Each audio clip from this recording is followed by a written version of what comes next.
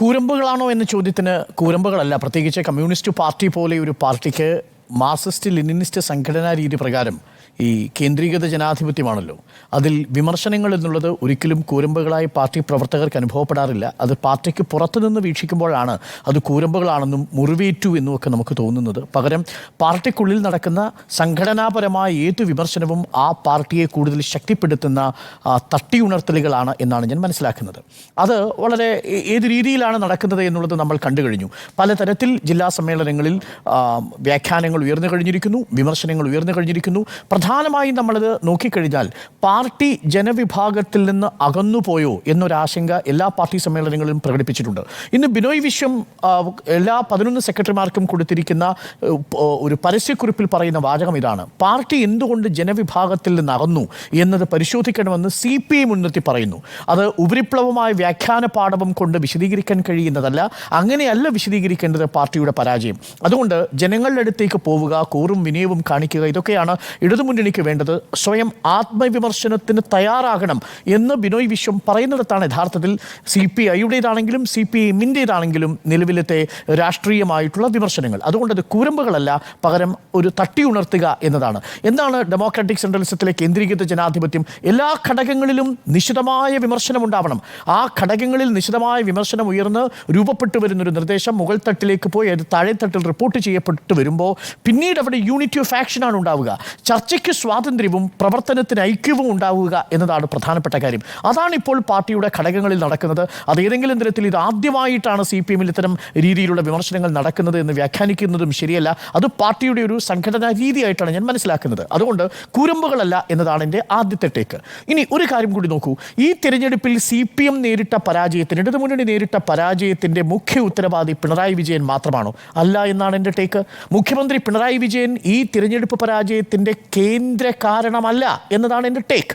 എന്തുകൊണ്ടെന്നാൽ 2 കാരണങ്ങളുണ്ട്. കാര്യം ഈ തെരഞ്ഞെടുപ്പ് നടന്നിരിക്കുന്നത് ലോക്സഭയിലേക്കാണെന്നും അവിടെ നടക്കുന്ന ദേശീയ സാഹചര്യത്തിൻ്റെ അടിസ്ഥാനത്തിൽ ന്യൂനപക്ഷങ്ങളുടെ വോട്ട് UDFലേക്ക് കൂട്ടമായിട്ടൊഴുകിയത് മോദി വിരുദ്ധമായിട്ടുള്ള ഒരു തരംഗത്തിൻ്റെ പുറത്താണെന്നും ആ മോദി വിരുദ്ധമായുള്ള തരംഗത്തിൻ്റെ ആനുകൂല്യം UDFന് കിട്ടി എന്നുള്ളതുമാണ് ശരാശരി ഏതൊരു രാഷ്ട്രീയ നിരീക്ഷകനും ബോധ്യമാവുന്ന കാര്യം. അത് പാർട്ടി വിലയിരുത്തിയിട്ടുണ്ട്.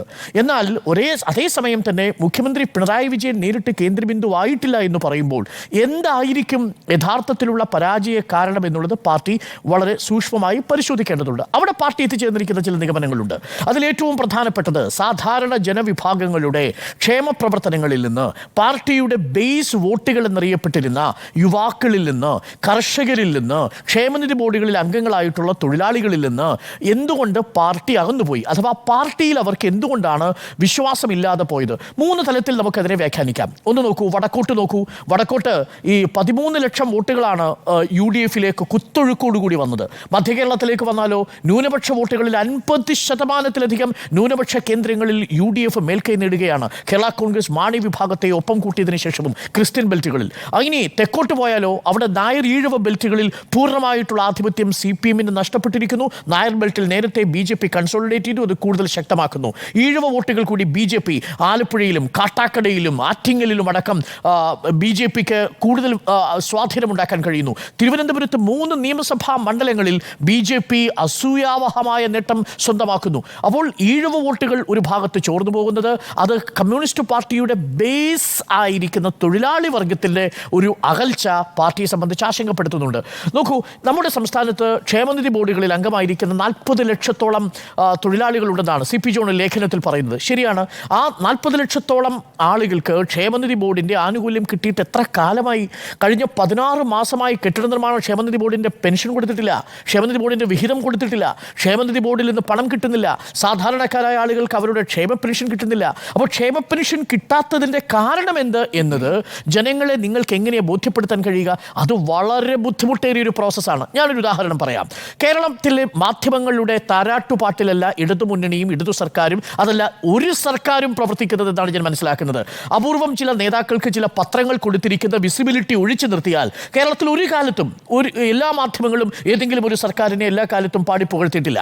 അത് ഉമ്മൻചാണ്ടി സർക്കാർ മാധ്യമങ്ങളുടെ റിപ്പോർട്ടിങ്ങിൻ്റെ ചൂടറിഞ്ഞതാണ്, AK ആന്റണി സർക്കാർ ഇതിൻ്റെ ചൂടറിഞ്ഞതാണ്. പക്ഷേ അപ്പോഴൊക്കെ ഏതെങ്കിലും മുഖ്യധാര മാധ്യമങ്ങളിൽ ചില നേതാക്കളെ ചുറ്റിപ്പറ്റി നിൽക്കാറുണ്ട് എന്നത് വാസ്തവമാണ്. ഇന്ന് വളരെ അധികം ചർച്ച ചെയ്യപ്പെടേണ്ട ഒരു വിഷയമായിരുന്നു മസാല ബോണ്ടുമായി ബന്ധപ്പെട്ട വിഷയം. മസാല ബോണ്ടിലെ മുഴുവൻ വായ്പാ പണവും സർക്കാർ തിരികെ അടച്ചു കഴിഞ്ഞിരിക്കുന്നുവെന്ന് KN ബാലഗോപാൽ പറഞ്ഞത് നമ്മളാരും ചർച്ചയാക്കിയിട്ടില്ല. എന്താണ് മസാല ബോണ്ട്? ഏറെ ചർച്ച ചെയ്യപ്പെട്ട വിഷയമാണ്. 12,500 കോടി രൂപയാണ് കിഫ്ബിയുടെ കടം പൊതുകടത്തിൻ്റെ പരിധിയിൽ ഉൾപ്പെടുത്തിയത് മൂലം സംസ്ഥാനത്തിന് നഷ്ടപ്പെടുന്നത് ഓരോ വർഷവും എന്ന കണക്ക് നമ്മുടെ മുന്നിലുണ്ട്. ഇതെന്തുകൊണ്ടാണ് സാധാരണ ജനങ്ങളിലേക്ക് എത്തിക്കാൻ നമുക്ക് ബുദ്ധിമുട്ടുള്ളത്? അങ്ങനെയല്ല, ഒരു കാലത്തും കേന്ദ്ര സർക്കാരിൻ്റെ ചെയ്തികളെ നോക്കിക്കൊണ്ട് സംസ്ഥാനത്ത് വിധിയെഴുത്ത് നടക്കുന്നത് വളരെ അപൂർവമാണ്. നമ്മൾ അടിയന്തരാവസ്ഥയുടെ കാര്യം പറഞ്ഞതല്ലേ, അടിയന്തരാവസ്ഥയിൽ ദേശീയ താല്പര്യം മറ്റൊന്നായിരുന്നു. പക്ഷേ സംസ്ഥാനത്ത് വന്നപ്പോഴെന്താണ്, അവർ കൃത്യമായിട്ട് അവൻ്റെ എല്ലാ സർക്കാരിൻ്റെ ഗവേണൻസിൻ്റെ ഫലങ്ങളും കിട്ടി, സർക്കാരിന് അനുകൂലമായി വിധി എഴുതി. അപ്പോൾ സ്വാഭാവികമായും രണ്ട് പ്രധാനപ്പെട്ട കാരണങ്ങൾ ഇതിലുണ്ട്. അതിലൊന്ന് അടിസ്ഥാനമായി ഈ ലോക്സഭാ തെരഞ്ഞെടുപ്പ് കേന്ദ്രത്തിൽ മോദി സർക്കാരിനെതിരായിട്ടുള്ളൊരു തരംഗമായി രൂപപ്പെട്ടു. ആ തരംഗത്തിൻ്റെ ആനുകൂല്യം UDF-ന് ലഭിച്ചു. രണ്ടാമത്തെ ഒരു പ്രധാനപ്പെട്ട കാര്യം, സംസ്ഥാന സർക്കാരിൻ്റെ ക്ഷേമ പദ്ധതികൾ ഒന്നാം പിണറായി സർക്കാരിനെ അപേക്ഷിച്ച് താരതമ്യം ചെയ്താൽ അതെങ്ങും എത്താത്ത നില വന്നു. അതിൻ്റെ കാരണം കേന്ദ്ര സർക്കാരാണ് എന്നുള്ള സർക്കാരിൻ്റെ വിശദീകരണം ഭാഗികമായി മാത്രമേ ജനങ്ങൾ വിശ്വസിച്ചുള്ളൂ. അതിനേക്കാളും അപ്പുറം കേരളത്തിൽ നിലനിൽക്കുന്ന ഒരു സാഹചര്യത്തിൻ്റെ അടിസ്ഥാനത്തിൽ സ്വാഭാവികമായും സംസ്ഥാന സർക്കാരിൻ്റെ ഭരണവിരുദ്ധ വികാരം അവിടെയും ശക്തമായിരുന്നു. പക്ഷേ അതിനേക്കാളൊക്കെ അപ്പുറം പാർട്ടിയുടെ സംഘടനാ മെഷീനറിയിൽ ഞാൻ ഭയക്കുന്നത് രൂപപ്പെട്ടു വരുന്ന ഒരുതരം വിധേയത്വമുണ്ട്. ആ വിധേയത്വത്തിനെതിരായിട്ടാണ് ഇപ്പോൾ പാർട്ടിയുടെ സംഘടനാ സമിതികളിൽ ഇപ്പോൾ ചർച്ചകൾ ഉണ്ടാവുന്നത്. ആ ചർച്ചകൾ കൂരമ്പുകളല്ല, അത് തലോടി ഉണർത്തലുകളാണ്, തൊട്ടുണർത്തലുകളാണ് എന്നാണ് ഞാൻ മനസ്സിലാക്കുന്നത്. അതുകൊണ്ട് തന്നെ ഇനി വരും ദിവസങ്ങളിൽ പാർട്ടി കൂടുതൽ ജാഗ്രതയോടുകൂടിയായിരിക്കും പെരുമാറുക. ഇതിനിടയിൽ നമുക്ക് ചർച്ച ചെയ്യപ്പെടാവുന്ന കാര്യങ്ങളാണ് മുഖ്യമന്ത്രി പിണറായി വിജയൻ്റെ ആറ്റിറ്റ്യൂഡ്. ഇനി മുഖ്യമന്ത്രി പിണറായി വിജയൻ മൈക്ക് ഓപ്പറേറ്ററെ സ്നേഹിച്ചാൽ കേരളത്തിലെ ജനങ്ങൾ വോട്ട് കൊടുക്കുമെന്ന് നിങ്ങൾ കരുതുന്നുണ്ടോ? ഇല്ല. മുഖ്യമന്ത്രി പിണറായി വിജയനെ അമിതമായിട്ട് പുകഴ്ത്തുന്ന ആങ്കറെ വിളിച്ചിട്ട് മോളെ നന്നായിട്ടുണ്ട് കേട്ടോ എന്ന് തോളം തട്ടിയാൽ കേരളത്തിലെ ജനങ്ങൾ വോട്ട് കൊടുക്കുമോ? ആ വോട്ട് കൊടുക്കില്ല. സുജിയ പാർവതി വോട്ട് കൊടുക്കില്ല, ഞാൻ വോട്ട് കൊടുക്കില്ല, സ്മൃതി പരുത്തിക്കാട് വോട്ട് കൊടുക്കില്ല. അടിസ്ഥാനമായി ക്ഷേമ പെൻഷൻ കയ്യിലെത്തിയോ? 5 മാസത്തിന് ക്ഷേമ പെൻഷൻ നിങ്ങൾ കയ്യിൽ വെച്ച് കൊടുത്തു നോക്കൂ, അപ്പോഴും വോട്ട് ചെയ്യില്ല. അപ്പോൾ എന്തു വേണം? ഈ രക്ഷാപ്രവർത്തനത്തിൽ ജഡ്ജടി പ്രയോഗം ഇല്ലാതിരിക്കണം. അപ്പോൾ ഇത്തരം കാഴ്ചകൾ കൂടി അവിടെ ഉണ്ടാവുന്നു എന്നതാണ് പ്രധാനപ്പെട്ട കാര്യം. അതുകൊണ്ട് ഏതെങ്കിലും രീതിയിൽ അതിനെ ലളിതവൽക്കരിക്കുന്നതിന് ഞാൻ എതിരാണ്. മുഖ്യമന്ത്രി പിണറായി വിജയനാണ് ഈ പരാജയത്തിൻ്റെ കാരണഭൂതൻ എന്നൊരിക്കലും ഞാൻ വിശ്വസിക്കുന്നില്ല.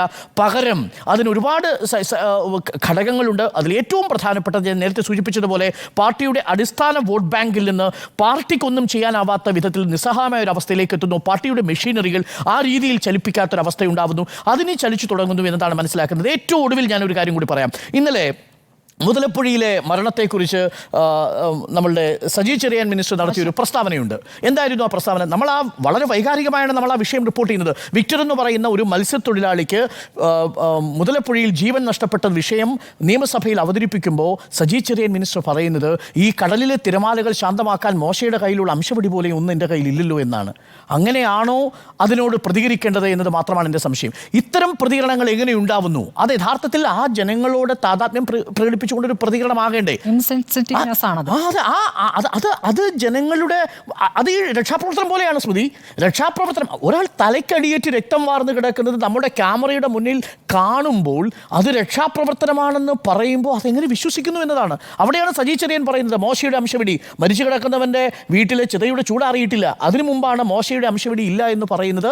അത് അത്യന്തം ക്രൂരമായിട്ടുള്ളൊരു സ്റ്റേറ്റ്മെൻറ്റാണ്. അത്തരം സ്റ്റേറ്റ്മെൻറ്റുകൾ ജനങ്ങളുടെ വികാരങ്ങളിൽ നിന്ന് പാർട്ടിയെയും പാർട്ടിയുടെ ഭരണകൂടത്തെയും അകറ്റുമെന്ന കാര്യത്തിലും സംശയമില്ല. അതുകൊണ്ട് ഇതിന് പല തലങ്ങളുണ്ട് എന്നാണ് ഞാൻ മനസ്സിലാക്കുന്നത്. അതുകൊണ്ട് ഇത് കൂരമ്പുകളല്ല, അത് പാർട്ടിക്ക് ഒരുപക്ഷെ തിരിച്ചുവരവിന് ശക്തി നൽകുന്ന ഒരു ഊർജ്ജമാണ് എന്നാണ് ഞാൻ മനസ്സിലാക്കുന്നത് പാർട്ടിയുടെ സംഘടനാ രീതിയിൽ.